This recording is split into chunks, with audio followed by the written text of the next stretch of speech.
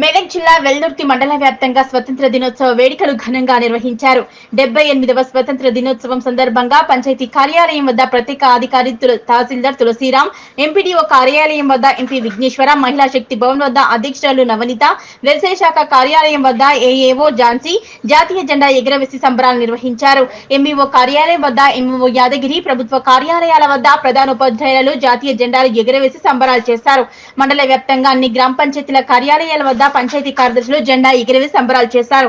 వివిధ పాఠశాలల వద్ద విద్యార్థులు గ్రామాల్లో ర్యాలీ నిర్వహించారు. నేటి ఇండిపెండెంట్ డే ఉత్సవాల సందర్భంగా ఈ కార్యాలయానికి హాజరైన అందరికీ మిత్రులు, మీడియా మిత్రులకు, ప్రజలకు అందరికీ నా యొక్క ధన్యవాదాలు.